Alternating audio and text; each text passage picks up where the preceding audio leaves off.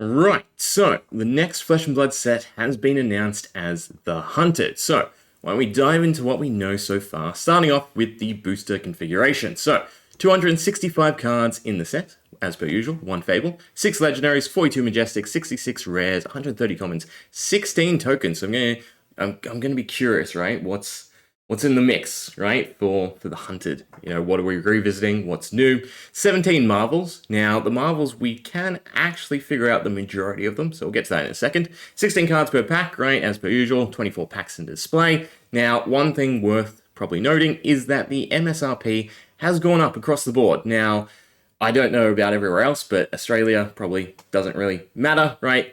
Boxes have never held MSRP. They're still significantly under, right? So it's gone up for 160 to 175-ish, 174.90, right? Splitting the hairs on the 10 cents. But yeah, so I'm curious if that's just production cost, if that's distribution cost, you know, with the actual, or just inflation. But I doubt, you know, boxes are gonna hit those numbers anyway. Anyway, diving into the set. So what do we know so far? Well, starting off, who's in it? Well, we have 2 new heroes by way of Fang and Syndra. Now, both of them are Royal Draconic, right? They don't need the crown. They start off Royal, so that's going to be interesting. Tome's definitely going way up, but Fang is a Royal Draconic Warrior, and Syndra is a Royal Draconic Ninja. So we know Warrior, we know Ninja. Now going off of the bundle, we have 2 extra slots, which is a bit curious, right? So Fang and Syndra both feature in the bundle as 2 young Blitz decks. Now, one of those slots is most likely Arachne, right? Because that's the other hero / class that features in the Hunted. We have Warrior, Ninja, and Assassin. But who could the 4th one be, right? I'd love it if it's a nod to Emperor, right? Obviously not a chase variant, but nonetheless a playable variant for Blitz, just because he does fairly well, right? He's had Wizard support, now he's going to get a bunch of Royal Draconic Warrior support, so could be. Otherwise, Dromai is you know, in the running for some people. Otherwise, maybe just a new friendly player start character, right? Similar to the Terra deck in the first Strike decks. But speaking of Arachne, yeah, we have a souped up version of him featuring a spider theme and a whole bunch of Oni inspiration, right? So he's looking quite gnarly, and situated behind him, we do have a bunch of Marvels. So the hunter becomes the hunted. Yes, the story follows Syndra and Fang chasing after Arachne had assassinated the Emperor. Now, interestingly, Arachne, and forgive me, I've tried my best to blow up the cards and make them legible, but we have Arachne with a whole bunch of gibberish, right? Again, it'll be filled out once we see it. I mean, you could try and figure it out, what the words are. I'd assume the second last word is the, right? The chaos would be my guess, or something like that. But we have a Chaos Assassin hero. Yeah, so Arachne is the assassin, but we also have Chaos. Now, whether or not that's the main staple version, so we have Draconic and a new talent by way of Chaos in the set, or this is just a special variant, we'll have to see. But he does have the first attack with stealth each turn gets to go again. He is an adult, right? He has 4 intellect, and although I've cut off the life, he has 38 life and a pretty interesting design, right? So if that's the Chaos variant, we then also just have the normal Arachne, still looking pretty chaotic. But speaking of Marvel, so in the background, we have his 7 Spiderlings, is what we're going to go with. Now, lots of different thoughts could go into what exactly they are. Maybe demi-hero variants for Arachne to play. I feel like 7's a bit crazy of them to introduce, unless, you know, the whole gist of the deck is to cycle through them. I'm gonna think more in line they are ally tokens, similar to Kasai, right? Where you put them out into play, they do something, right? Assassin now has a variation of Illusionist, that could be interesting. But they do make up 7 of the Marvel slots. Now, we also have Fealty in the middle, which is a new token for the Draconic side of things. So that is our 8th Marvel. And then, of course, we have the hero trend. So either side, we have Syndra and Adult Fang, right? But then, most likely, we have the young variants too. Throw in Arachne, and that's 6. So altogether, we already know 14 out of the 17 Marvels, right? That only leaves 3, so that's going to be quite interesting. I think some people are thinking, similar to Rosetta and Briar, that we get a Marvel variant of Dromai, which could be quite interesting, but nonetheless, on to the cards that we have seen so far. So, we have a new mechanic, but we have Marked, which is you get to mark your opponent, right? So, mark target opposing hero. If that hero is Arachne, gain 1 resource. So on the Draconic side of things is either Syndra or Fang. You have a bit of a nice, cheap, kind of useful card, right, that triggers your mark effects and gives you a resource and is instant to use against Arachne, again in Sealed or Draft. And then we have Defang the Dragon and Extinguish the Flames for Arachne, who both have Stealth and Contract, and then if it hits a marked hero named Fang or a marked hero named Syndra, you get to draw a card. So you get to complete a contract. We're getting card draw instead of silver, which is pretty nutty, right? Altogether, we're probably going to see a whole bunch of different contract variants, but they also have Stealth. It's Stealth and Contract combined. So yeah, marks looking like a pretty interesting new mechanic.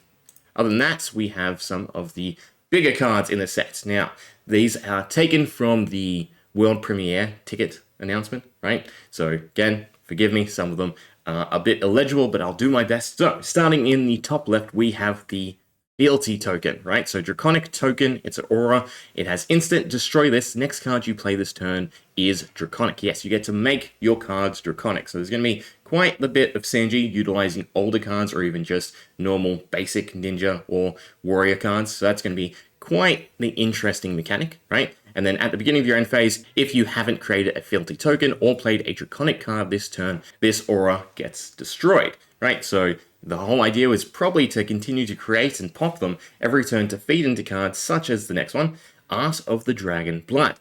When this attacks, if it is Draconic, so it starts off as a ninja action attack, but then through something like Fealty, you can make it into Draconic. It gets go again, and the next 3 Draconic cards you play this turn cost 1 less to play. Now that already is a pretty insane card that allows you to run a bit heavier of a curve for Ninja. So yeah, that's going to be pretty gnarly. And then we have to the right a set of 6 cards as promos again for the World Premiere.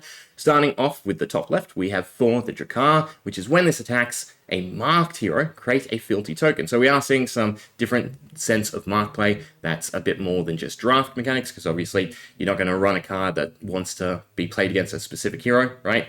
But pretty interesting. So Fealty token if the hero is marked. Then we have For the Emperor, which is the same, but with a 1 increase to its stat line. So it's pay 1, attack for 5, again, get a Fealty token if the hero is marked. And then For the Realm, which is now pay 2 for 6, and once again, create a Fealty token.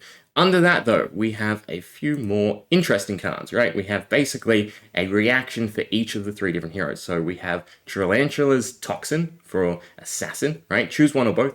Target dagger attack gets +3, and target card defending an attack with stealth gets -3 this turn. So that is quite the nice effect, right? So if you play a card with stealth, or if there is going to be some way to give your daggers stealth, that could be pretty insane. And there has to be, right? Because it says both. So there has to be some way to give daggers stealth, and that is a pretty nice reaction, right? A +3 and a -3 to your opponent's block. Pretty insane. Then we have Blood Runs Deep. This costs 1 less to play for each Draconic chain link you control, and it's a Draconic ninja action attack, right? When this attacks a hero, each dagger you control deals 1 damage to them. If damage is dealt this way, the dagger has hit, destroy the dagger. So we're looking at a reusable dagger or a whole bunch of more dagger equip for Ninja, so that this card actually has a sizable payoff, right? Because if you use it early and you just burn through both your daggers, there has to be something going on, and we do probably have a nod at it, right? With Syndra's art being a hefty amount of dagger appendages, right, attached to her cloak. So yeah, very curious to see what the weapons are. And then Long Whisker Loyalty, which is for each Draconic chain link you control, choose one. Target dagger attack gets +2. You may attack with target dagger an additional time this turn, or the next time target dagger hits a hero this turn, mark them. So if you haven't noticed, right, all 3 heroes are going to favor daggers, right? Dagger Warrior, Dagger Ninja, Dagger Assassin. Now, Assassin Ninja, right, that's pretty much the norm, but Dagger Warrior, we're going to see overall support for daggers through the roof. So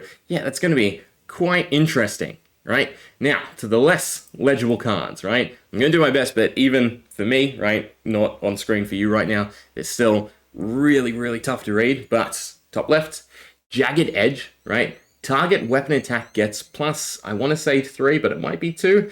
And damage this would deal can't be prevented. So pretty nice for your weapons. So that is a warrior attack reaction. Again, more dagger support. And we have Flurry Stance, another warrior action. And it's an aura. So go again. At the start of your turn, destroy this. Then you may attack With each dagger, you control an additional time this turn. So a aura that you put out and gets you 2 extra uses of your daggers. Straight away for me, what comes to mind is Oath of the Steel, which is counters for every hit, right? That's going to be pretty crazy. Then we have another warrior action aura. Go again. Start your turn, destroy this. Then your dagger attack gets go again this turn. Then we have Power Stance, another aura. At the start of your turn, destroy this, and then your dagger attacks get plus, again, 2 or 3. They look kind of similar this turn. So yeah, there's some pretty interesting Guardian-esque pop mechanics for our now dagger slash ninja-ish assassin warrior. So yeah, warrior's kind of getting a blending of a few different playstyles, so that's going to be quite interesting to see where it ends up. Then down the bottom, we have Art of the Dragon Blood, which we have already seen, nice and blown up. But then we have Art of the Dragon Claw, and this has, when this attacks, if it is Draconic, it gets, when this hits a hero, destroy all cards in their arsenal, right?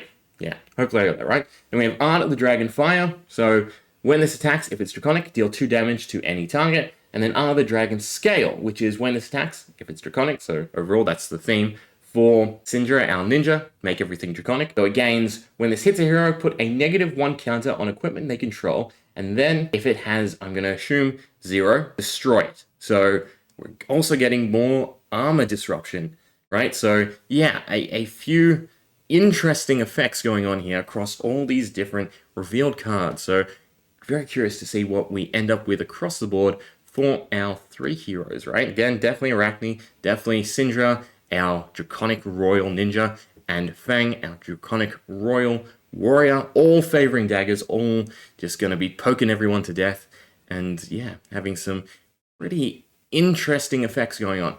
Feel free to let me know which hero you're looking at going nuts with. I think Fang is going to be pretty cool, right? I love trying to pull off a whole bunch of hits with like Bolton, and it seems like daggers is going to be a bit more suited to it. Anyway, hope you enjoyed. See ya.